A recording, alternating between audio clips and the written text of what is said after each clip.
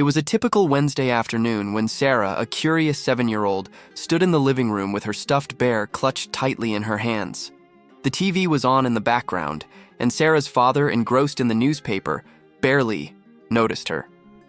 A news anchor's voice cut through the quiet. President Donald Trump will be making a stop in our city this week for a rally. People are excited about his return, though opinions vary widely. Sarah glanced at the screen, watching the former president wave to a cheering crowd. She had seen him many times before on TV, but something about his presence today sparked a question in her young mind. As she watched him, the thought she had been carrying for a while suddenly grew too big to ignore.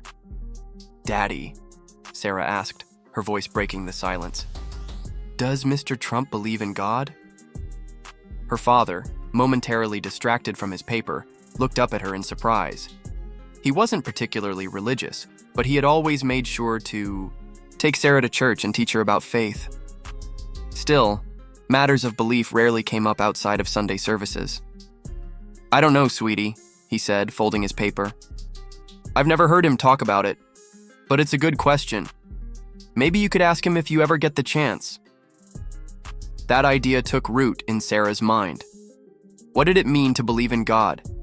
Did someone like Mr. Trump, who seemed so powerful and different from the people at church, share that belief? She couldn't stop thinking about it, and soon, her desire to know only grew stronger. So when her father mentioned that President Trump would be visiting their city for a rally, Sarah saw her chance. The day of the rally arrived, and Sarah, wearing her favorite purple dress and holding her stuffed bear, was full of anticipation. The crowd outside the rally venue was massive, filled with chanting, cheering people. Sarah clung to her father's hand, her heart set on one thing, asking her question. Her father, sensing her excitement, looked down at her. "Are you sure about this? It's a big crowd, and it might be tough to get close to him." "I have to," Sarah said with quiet determination. "I need to know." They pushed through the crowd, and after some effort found themselves near the stage.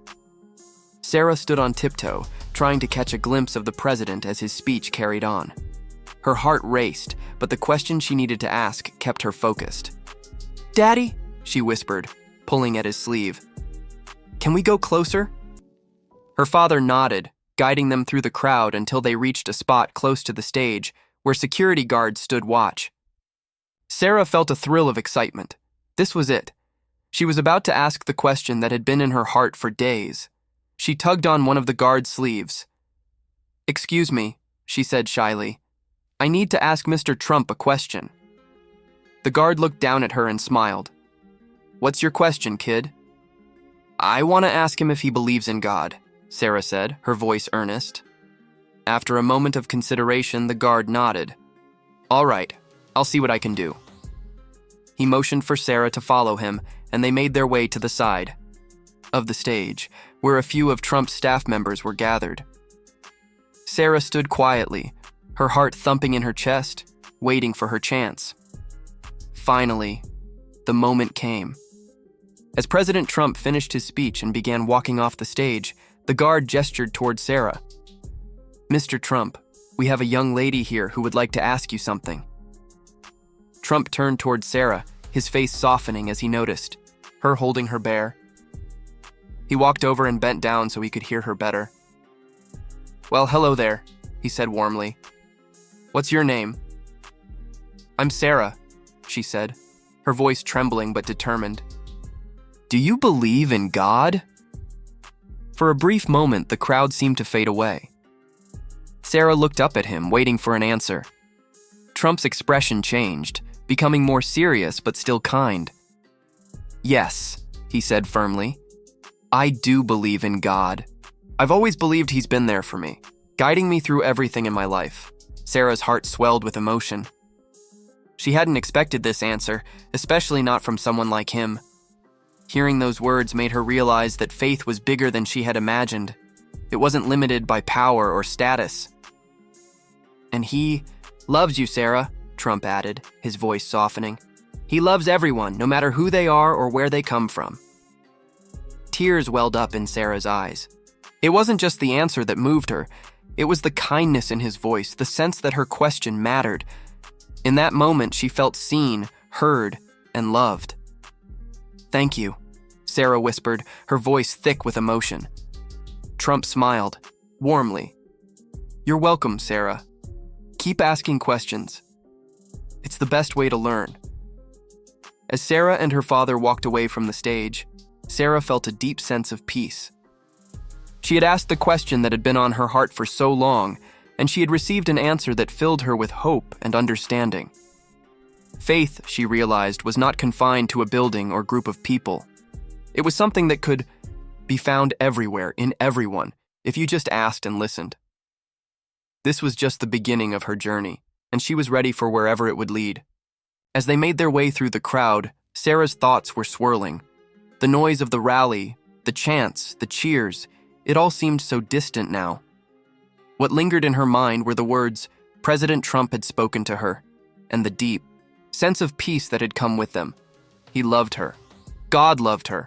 And not just her, he loved everyone, no matter who they were or where they came from. Her father, sensing her quiet reflection, smiled gently down at her. "You okay, sweetie?" he asked, squeezing her hand. "That was something, huh?" Sarah nodded, her voice barely a whisper. "I didn't think he would say that. That he believes in God. It makes me feel like I'm not so different from him." Her father looked at her, a soft expression on his face. "You're not, Sarah. We're all just people, trying to make sense of this world. But faith, that's something everyone can have, no matter where they're from or what they do. You did a great thing by asking that question." Sarah's heart felt light. For the first time, she understood that believing in God wasn't about who you were or what position you held in life. It was something shared by people from all walks of life, something that united them in ways that went beyond appearances and differences. That night, as Sarah sat at the dinner table with her family, she found herself thinking about the rally, about President Trump's words, and about the kindness she had felt in that brief moment. The world felt a little bigger, a little more connected. She no longer saw the people around her as simply strangers or acquaintances. She saw them as fellow believers, all part of a larger story of faith and love. At school the next day, Sarah found herself talking to a classmate, Emily, who seemed quiet and withdrawn. Emily wasn't like the other kids in their class, and Sarah had always noticed how she kept to herself. Today, however, Emily seemed even more downcast than usual. "Hey, Emily," Sarah said softly, sitting down beside her at lunch. "You okay?" Emily sighed, looking up at Sarah with a sad smile. "I don't know, I just feel like I don't really belong anywhere, like I'm not part of the group, it's hard to fit in." Sarah, remembering how she had felt when she first asked her question, and how those words of love had made her feel so much more connected to the world, smiled gently. She reached out, placing a hand on Emily's shoulder. "God loves you, Emily," Sarah said quietly. "He loves everyone, even if they don't always feel like they belong. You don't have to fit in with everyone to be special. I think you're really special." Emily looked up at Sarah, her eyes wide, surprised by the unexpected kindness. For a moment, she didn't speak, just sat there, taking in Sarah's words. Then, slowly, a small smile began to form on Emily's face.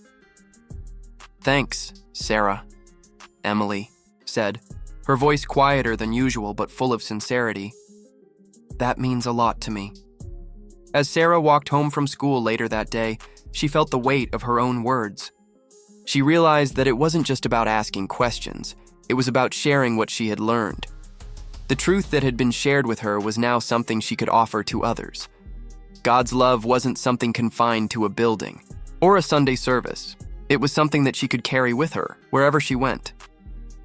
That evening, as Sarah sat with her father at the dinner table, she smiled. "You were right, Dad. Asking questions helps us learn, and when we learn, we can help others too." Her father looked at her with pride, his eyes softening. "I'm proud of you, Sarah.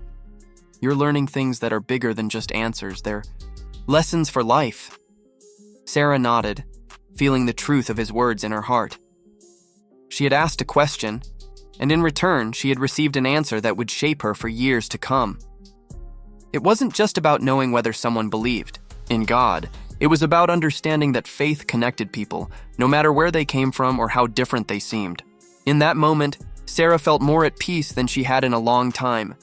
And as she drifted off to sleep that night, holding her stuffed bear close, Sarah knew one thing for sure.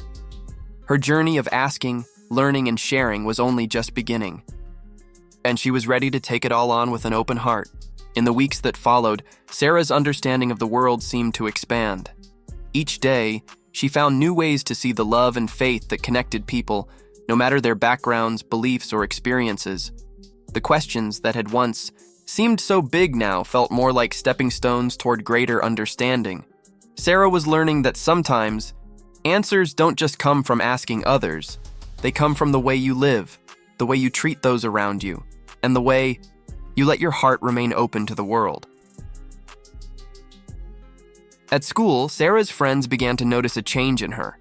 She was always the one to offer a kind word when someone seemed sad, to lend a hand when a classmate struggled, and to include the kids who often sat by themselves. It wasn't that Sarah was trying to be a good person. It was just that she felt called to act out the love and kindness she believed in, no matter the situation. One afternoon, as she played on the swings during recess, Sarah spotted a boy standing off to the side, looking at the ground. He was new to the school and, like Anna once had, seemed unsure of where to fit in. Sarah didn't hesitate. She walked over to him, her footsteps soft but sure, and smiled. "Hi, I'm Sarah," she said, her voice friendly and open. "Are you new here?" The boy nodded, a little shy. "Yeah, I just moved here." "It's tough being new," Sarah said, sitting down next to him on the bench. "But you're not alone. God loves you, and so do I. If you want to play, I'd be happy to join you." The boy blinked in surprise, clearly not expecting such a warm welcome. You would?" "Of course," Sarah grinned. "It's way more fun when we all play together. And you know what? Everyone's special, no matter where they come from. We all have something good to offer." As Sarah spoke, she realized that she wasn't just giving this boy a chance to be part of something. She was also reminding herself of the lesson she had learned at that rally months ago, the power of kindness, of asking questions, and of truly seeing others. Sometimes, the smallest gestures could create the strongest bonds. The boy smiled, his face lighting up for the first time since Sarah had approached him. "Thanks, Sarah. I'd like that." The two of them spent the rest of recess playing together, laughing and talking as if they had been friends for years. In that moment, Sarah felt the truth of what President Trump had said to her. The idea that God loves everyone, no matter their circumstances or differences, was something she could carry with her and share with those around her. That evening, as Sarah sat down for dinner, she reflected on her day. She had made new friends, helped others feel seen, and shared the love and faith she held in her heart. It wasn't always easy, and it didn't always feel like she was doing anything extraordinary. But she knew that her actions mattered. That the small things, her smile, her words, her willingness to reach out, had the power to make someone else feel seen and loved. Her father, noticing the thoughtful look on her face, asked, "How was your day, sweetie?" "It was good," Sarah said, her voice filled with warmth. "I met someone new, and I helped them feel welcome." It's funny how the little things like saying hello or playing with someone can make a big difference. Her father smiled, his heart full of pride. "You're right, Sarah. It's the little things that add up to something big. You're learning what it means to love others, just like God loves you." That night, as Sarah lay in bed, she thought about all that she had learned. The journey of asking that one question had led her down a path of discovery, not just about faith, but about how she could share that faith with others. It wasn't just about believing in God. It was about living that belief every day in every action, no matter how small. As Sarah drifted off to sleep, she felt a deep sense of peace in her heart. She had asked her question, and the answer had brought her more than she could have imagined. It had shown her the power of love, the importance of asking questions, and the incredible beauty in seeing the world through the eyes of faith. And, She knew that as long as she kept asking, kept learning, and kept sharing the love she had found, her journey would continue to unfold in ways she could never have dreamed. As Sarah's days continued, her faith and understanding deepened. She felt a growing sense of purpose in everything she did, from the way she treated her friends to the way she helped around the house. Every action, no matter how small, seemed to carry a deeper meaning now. She was learning that kindness wasn't just something you did, it was something you were, a part of who you were becoming.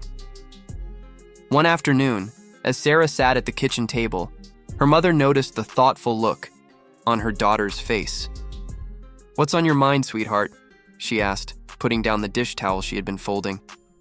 "I was just thinking about how much things have changed since I asked President Trump about God," Sarah said, her voice soft but full of reflection. "I've been trying to live the way he wants us to live, by loving everyone, no matter who they are or where they come from." Her mother smiled warmly, her eyes filled with pride.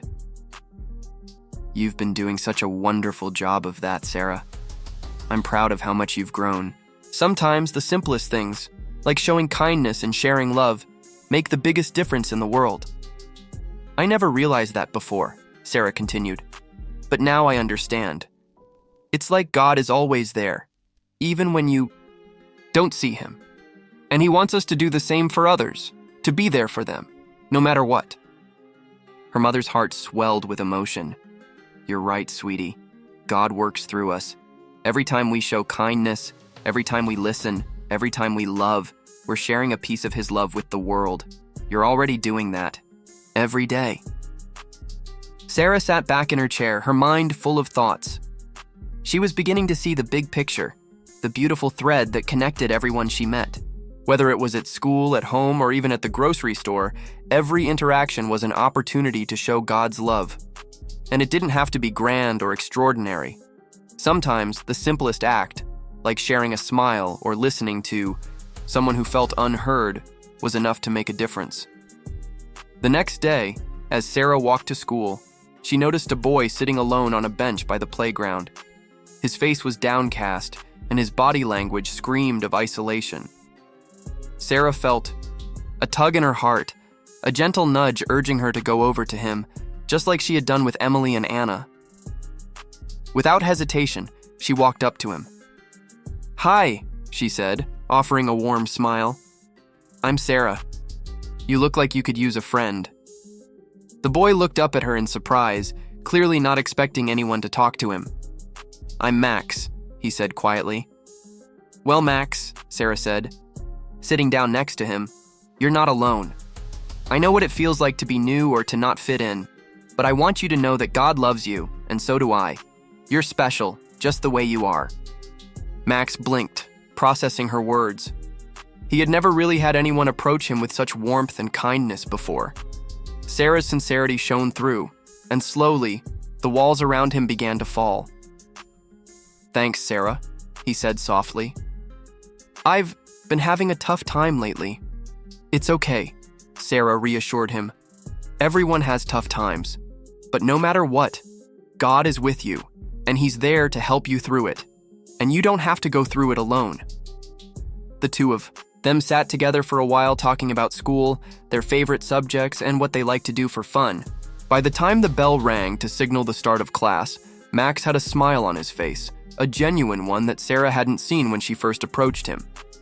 As Sarah walked to her next class, she felt a deep sense of satisfaction in her heart. It wasn't about making the biggest impact or changing the world all at once. It was about these small moments, these quiet connections, where she could share God's love and make someone feel valued. That afternoon when she got home, Sarah shared her experience with her father. He listened intently, a proud smile on his face as she spoke. "You've really embraced the heart of what faith is about, Sarah," he said. "It's not just about believing in God. It's about living in a way that reflects his love. And you're doing that every day." Sarah felt a warm glow of contentment. She had asked that one simple question months ago, and now, that question had led her to a life filled with understanding, connection, and purpose. She had learned that faith wasn't just something you practiced on Sundays. It was something you carried with you in your heart every moment of every day. And by sharing that love with others, she was becoming part of a much bigger story. A story that was being written not in grand gestures, but in the everyday acts of kindness, compassion, and understanding. As Sarah settled into bed that night, she closed her eyes, reflecting on all that had unfolded since she had asked her question. She had learned that love, in its purest form, was the answer to every question.